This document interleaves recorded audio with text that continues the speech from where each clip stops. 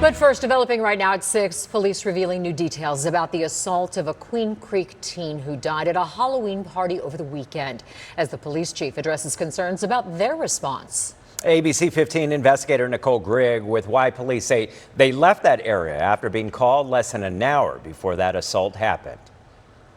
Police wanted to address any rumors or inaccuracies about how and when they responded. They say that before the assault happened, they came to the area but did not see any illegal criminal activity happening, so they left.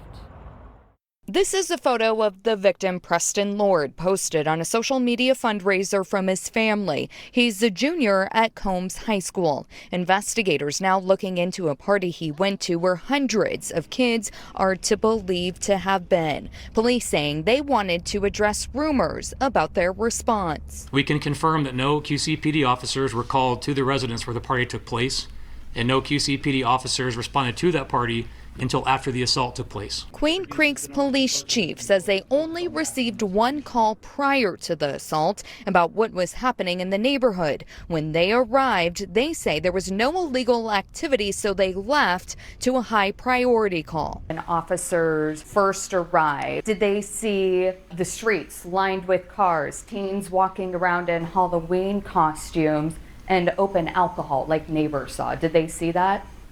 So the first call, as we mentioned, at that time, the officers observed no criminal activity. So there was no alcohol seen by the officers, no other criminal activity.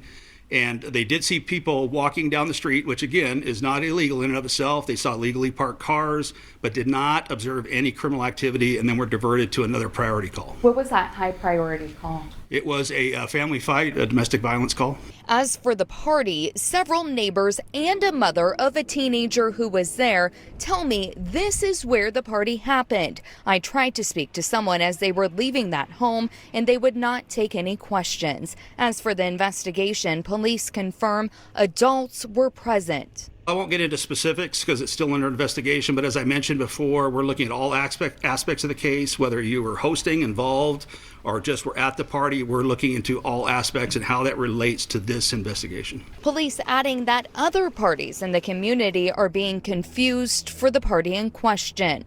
I asked police if they have a suspect description that they could share.